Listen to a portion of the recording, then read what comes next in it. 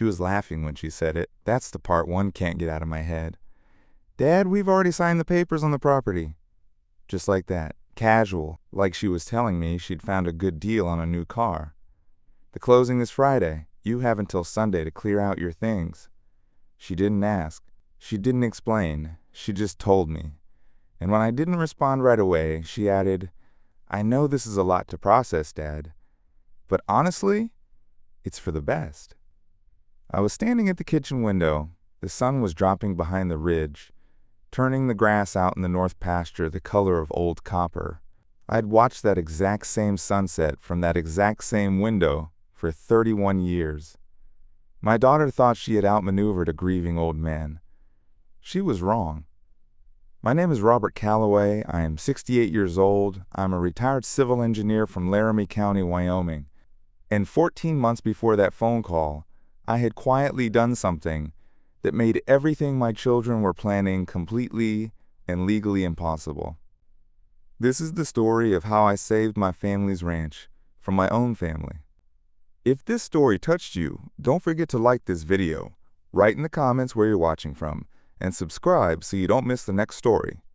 My grandfather came to Wyoming with nothing but a team of draft horses and a stubbornness that bordered on a medical condition. He cleared 412 acres of high meadow and timber in the foothills east of Cheyenne, built a barn, dug a well, started a life. My father was born in that house. I was born in that house. When I was 26, I brought my wife Margaret home to that house, and we raised 2 children there, our daughter Melissa and our son Derek.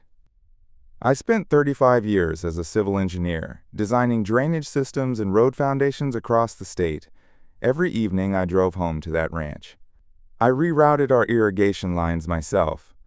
I repainted the barn every 5 years without fail. I knew every fence post on the property by memory. Margaret and I, we were the kind of married that doesn't make good television. Steady, quiet, real. She grew a kitchen garden every summer for 30 years and made the best blackberry jam in 2 counties. She knew when I needed silence and when I needed talking to. She was the first person I called after anything good happened and the only person I wanted near me when anything went wrong. She died 3 years ago. Pancreatic cancer. 8 weeks from diagnosis to the end. I won't say more about those 8 weeks than this. I was with her every hour of them. And the grief I carried out of that hospital was the heaviest thing I have ever tried to lift. Some of it I am still carrying. After Margaret died, things shifted with my children in ways I didn't understand at first. Melissa started calling more often, which I was grateful for. But the calls had a different texture. She asked about the acreage, the mineral rights, what I was paying in property tax, what I had thought about what I wanted to do with everything. I thought she was worried about me. I thought she was trying to understand what I was managing alone. Derek visited twice that first year, both times with his wife Brenda. Brenda had a habit of walking through the house with a particular expression, something between appraisal and impatience. I recognize that expression now. It's the look of a person calculating what things are worth. The second visit, Derek sat me down at the kitchen table and told me I needed to think seriously about my future. He said the ranch was too much for one man. He said he'd spoken to his financial advisor, who had told him the property was significantly underperforming as an asset. He said the smart move would be to liquidate, take the capital, move somewhere I could be properly cared for. I was 67 years old. I had just finished rerouting 200 feet of irrigation line by myself that spring. I told Derek I appreciated his concern and I'd think about it. What I actually did was call my lawyer. Her name is Patricia Morse. I've known her for 20 years. She's methodical, unhurried, and precise. The kind of lawyer who doesn't use 2 sentences when one will do. I drove into town the next morning, sat across from her in her office, and told her everything. She listened without interrupting. When I finished, she was quiet for a moment. "Robert," she said, "has either of your children ever had access to your financial documents, the deed, your account information?" I thought about it. I had given Melissa a copy of my will 2 years earlier, right after Margaret died. Standard procedure, Patricia had said at the time. And Derek had asked to see the deed once, just to understand the property boundaries, in case he ever wanted to help manage the grazing leases. Patricia nodded slowly. I think we should make some changes. Over the next 6 weeks, we restructured everything. The ranch was transferred into an irrevocable trust, the Callaway Family Land Trust. The trust named me as the sole trustee and beneficiary during my lifetime.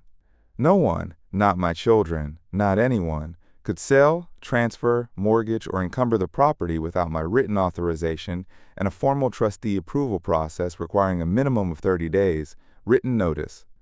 More importantly, the trust was recorded with the county. Public record. Any title search conducted by any title company in Wyoming would surface it within minutes. Patricia also drafted a new durable power of attorney, one that explicitly excluded real estate transactions.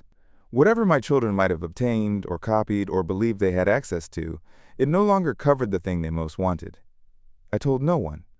I went home, finished the last section of irrigation line, and watched the north pasture at sunset. For the first time since Margaret died, I felt like I had done something genuinely smart. That was 14 months before my daughter called me laughing. In those 14 months, I watched my children with new eyes. I am not proud of how much it hurt to do that. I had built my understanding of them over 6 decades.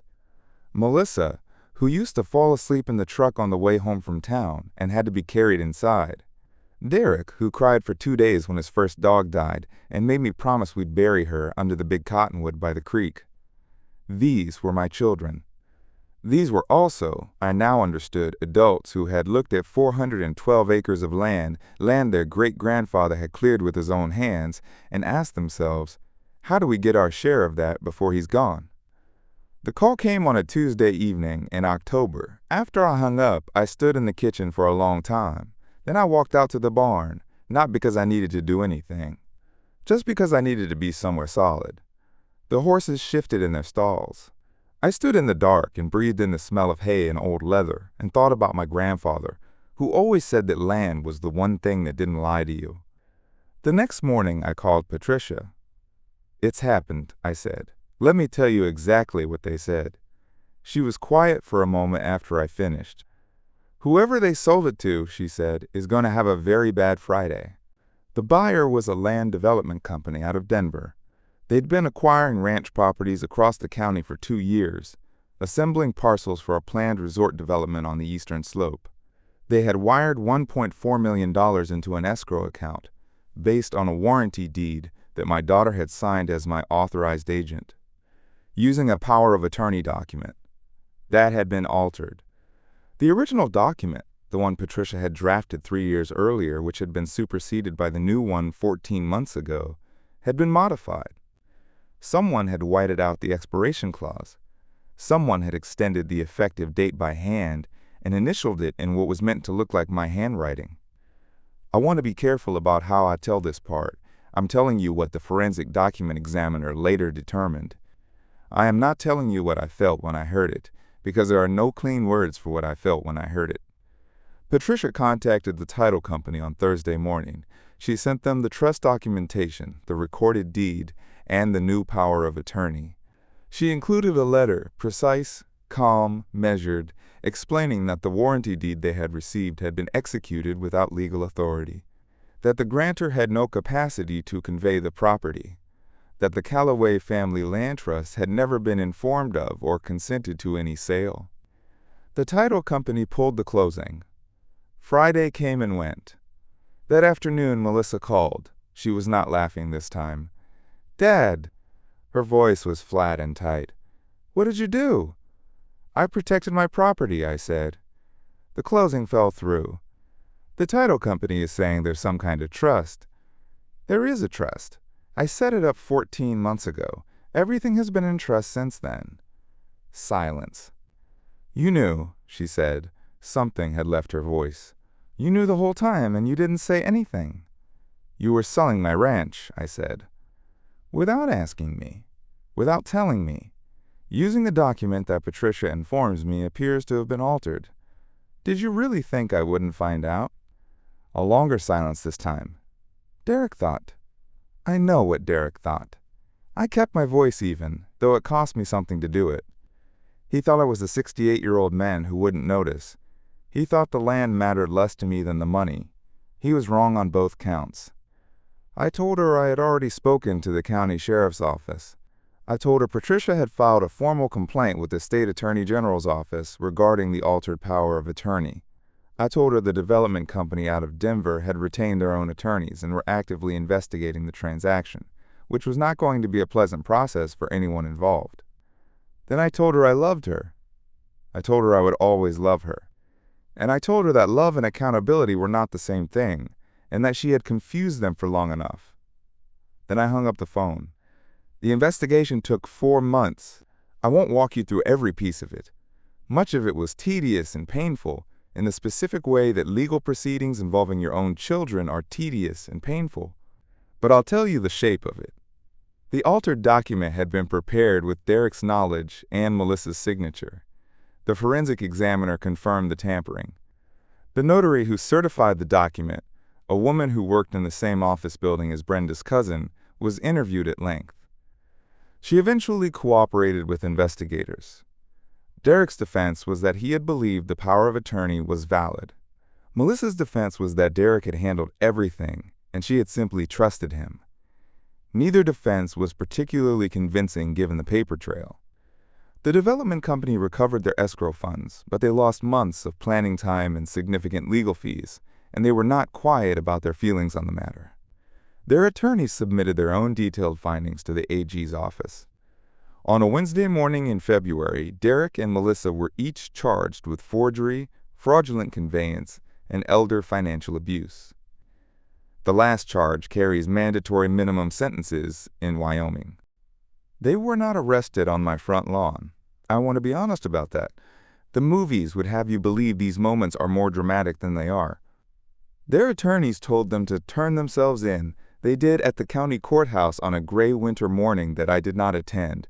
I heard about it from Patricia, who called me while I was out checking the fence line along the east pasture. "It's done," she said. "Okay." I looked out at the meadow.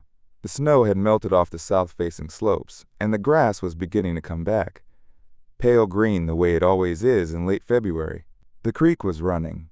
I could hear it from where I was standing. "How am I doing?" I said.